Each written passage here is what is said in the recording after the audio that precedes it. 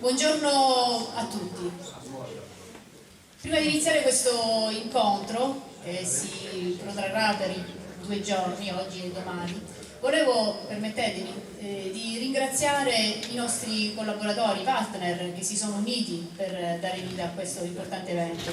E quindi inizio subito con ringraziare l'Università degli Studi di Messina, l'Università degli Studi di Catania, l'Officina di Studi Medievali Sicilia Antica, Sicilia Antica, DICAM Messina, Società di Storia Patria per la Sicilia Orientale, Società Nissena di Storia Patria, Società Milazzese di Storia Patria, la Biblioteca Francescana di Palermo, Ricerche nel Valdemone, Archivio Storico Romettese, Amici Salvatore Quasimodo di Patti, Associazione Marduk di Rometta, Eremo della Candelora di Santa Lucia del Mela, Tradizioni Barcellona Pozzo di Cotto, Centro Studi Conforte San Giorgio e il Coro Polifonico Giubilate Deo.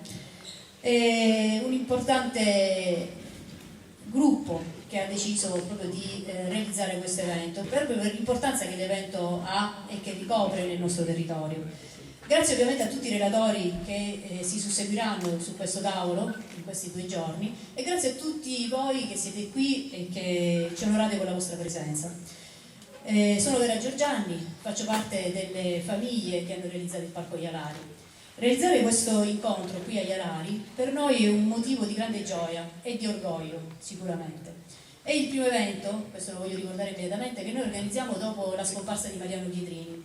Mariano Pietrini, mio zio, è venuto a mancare un paio di mesi fa ed è l'ideatore, il fondatore del Sogno di Ialari. E qui tutto un po' ovviamente parla di lui, perché è lui che lo ha pensato, lo ha amato, lo ha creato, lo ha fatto crescere con la propria passione. E quindi mi piacerebbe iniziare immediatamente con alcune righe che ho trovato in uno dei suoi libri, Dialogo con le pietre, in cui parla di Ialari. Ialari offre serenità, pace interiore, piccole distrazioni dimenticate nella corsa della vita. Lungo i viali il suono del vento riporta la voce delle memorie. Le parole del Vangelo diventano familiari ad ogni visitatore. L'inno del bello penetra nell'essenza a ridare vitalità e fiducia nella rinascita. A Ialari tutto diventa semplice: parlare, sognare, inventare. L'uomo riscopre di essere ancora uomo. Mariano Pietrini partiva da una teoria che ha fatto sua e che ha trasmessa a noi. Quando agiamo con amore, l'errore non esiste. Questa è stata la base di tutta la sua arte e della sua vita. Ha agito sempre con amore e forse le pietre di Ialari oggi parlano di quell'amore, anzi io ne sono sicura veramente, e sicuramente questo amore viene percepito da chi si trova qui a Ialari. Quando circa 35 anni fa le famiglie Pietrini e Giorgianni hanno deciso di dare inizio ai lavori che avrebbero poi portato alla nascita di Ialari, ci trovavamo in un momento, come spesso accade nella storia della nostra isola, in cui tutto ciò che veniva rappresentato della Sicilia era solitamente negativo, distorto e veniva posto in evidenza solo ciò che di brutto accadeva o che i siciliani commettevano. In quel momento capimmo che solamente noi siciliani potevamo riscattare la nostra terra, solamente noi potevamo far conoscere agli altri cosa è veramente la Sicilia, cosa rappresenta, cosa conserva e quale patrimonio ha a disposizione. Quindi è stato proprio l'orgoglio di essere siciliani che ha indotto i creatori di Ialari ad iniziare questi lavori. Non è stato sicuramente un percorso facile, ormai si parla di quasi 40 anni di lavoro. Sono stati tanti gli ostacoli anche burocratici, tanti ostacoli noi sappiamo ci saranno ancora, ma il sogno è diventato realtà ed è qua. Noi abbiamo sempre detto che era necessario ed è ancora necessario riscoprire la Sicilia. Io non parlo a caso di riscoperta, perché la Sicilia va scoperta innanzitutto da noi siciliani e solamente dopo che noi l'avremo ritrovata, l'avremo riconosciuta, l'avremo studiata, l'avremo nuovamente amata, potremo farla riconoscere e riscoprire o scoprire per la prima volta ai visitatori che verranno da fuori. Noi siamo convinti che solamente attraverso la conoscenza del nostro passato, della nostra cultura, delle nostre tradizioni si possano rigettare le basi per il nostro futuro. Solamente attraverso il turismo, ovviamente un turismo intelligente fatto proprio di valorizzazione del nostro patrimonio, potremo trovare le risorse per la rinascita anche economica della nostra terra. Quindi solamente la cultura è il vero strumento di sviluppo della nostra Sicilia. Io ci tengo molto a porre l'accento sull'importanza della cultura nella nostra isola, di fare cultura nella nostra isola e sull'importanza di fare cultura nel nostro territorio, anche nella provincia di Messina, nel Valdemone. perché fin dai primi momenti Ialari ha perseguito proprio questa volontà, diventare un collettore di iniziative, di incontri, di confronti, e a chi ci diceva che eravamo dei folli, perché in realtà ce l'hanno detto anche apertamente, neanche troppo velatamente, che eravamo dei pazzi a voler creare qualcosa solamente per fare cultura, noi abbiamo sempre preferito rispondere con i fatti. L'incontro di oggi è una di queste testimonianze, è un fatto, rimane ora, diventa un punto di partenza. C'è una frase, certo dico, facendo cultura non si diventa economicamente agiati, però si diventa ricchi e soprattutto si diventa liberi. C'è una frase che ci ha accompagnato, me e i miei cugini nella nostra crescita, e che mio zio Mariano, ma anche mio zio Salvatore, che è l'ideatore poi della parte architettonica di tutto il parco, il fratello, ci hanno sempre ripetuto: dai cancelli di Ialari si entra per diventare uomini liberi. Liberi dai condizionamenti.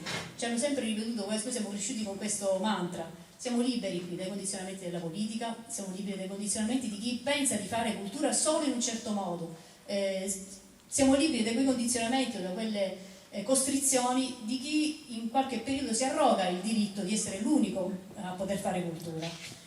Quindi noi qui a Ialari abbiamo deciso di fare cultura partendo dagli uomini semplici. Nelle botteghe, qualcuno l'avete già vista salendo, noi abbiamo deciso di raccogliere gli oggetti della quotidianità degli uomini semplici, proprio perché volevamo mettere in evidenza la vita e la quotidianità, le passioni, le sofferenze, le difficoltà, ma anche la felicità di quegli uomini che ogni giorno, con il proprio operato, con il proprio lavoro, hanno fatto grande la nostra terra. I semplici, gli artigiani, i contadini, coloro che con le proprie mani facevano in realtà arte.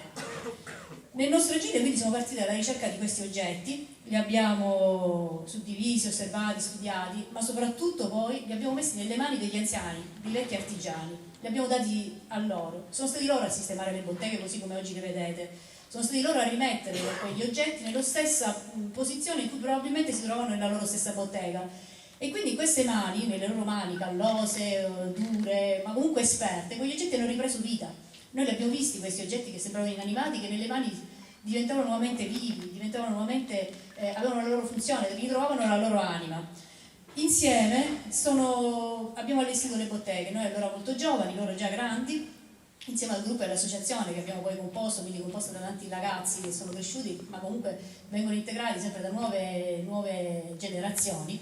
Abbiamo rimesso a posto questi oggetti e a mano che si parlava, che si sistemavano gli oggetti, abbiamo ritrovato riti, rituali, valori, credenze, superstizioni, fede, abbiamo ritrovato i loro ricordi, i ricordi della loro vita. Quindi abbiamo fatto una raccolta, attraverso anche delle interviste e dei video, una raccolta di un patrimonio immateriale però immenso e sicuramente irripetibile, irritrovabile.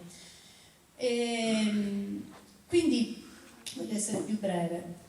Più che la precisione storica, qui a Ialari noi abbiamo cercato di ricreare l'emozione che da quelle botteghe che quelle botteghe ricostruite ci suggeriscono. Si è deciso di celebrare gli uomini, ripeto. Poi nel raccontarsi a noi, Ialari fa altro, perché Ialari in realtà è anche un percorso che parte dal basso, dal viale, che è il viale della confusione, che ci porta in alto superando diverse fasi, diversi stadi della mente umana, fino in alto al viale dei sogni. Mi piacerebbe che possiate avere la possibilità di farlo questo percorso, perché appunto si parte da uno stato di confusione in cui noi spesso ci troviamo, superando il viale della riscoperta dei valori, il viale della vita, il viale del dolore e della speranza, il viale dell'amore, fino in alto si arriva al viale dei sogni, ed è un percorso fisico ma anche un percorso, soprattutto un percorso interiore. Arrivati in alto, un po' complice sicuramente la Sicilia che abbiamo di fronte, complice sicuramente i messaggi che ci vengono trasmessi dalle centinaia di sculture e dai viali che stiamo attraversando, sicuramente ritroveremo la nostra capacità di sognare, che spesso nella frenesia di tutti i giorni dimentichiamo. L'incontro che oggi ha inizio sicuramente è lo strumento migliore per dare valore al lavoro di Ialari, della realizzazione di Ialari. Godere degli studi, delle ricerche, delle analisi dei relatori che qui si susseguiranno, che ci hanno pregiato della loro presenza, sicuramente costituirà nuova linfa per il futuro della nostra isola. È l'occasione per mettere in connessione delle eccellenze. Io ci ho tenuto tanto a realizzare questo incontro qui, ero proprio desiderosa di portare questi relatori qui in questo luogo, perché so che è un evento importantissimo. Si creeranno sicuramente nuovi spunti, nuove discussioni, nuovi approfondimenti, nuovi confronti, e Ialari diventa nuovamente quello che è, perché Ialari non è mai un punto d'arrivo secondo noi, ma un nuovo punto di partenza ogni giorno. Grazie.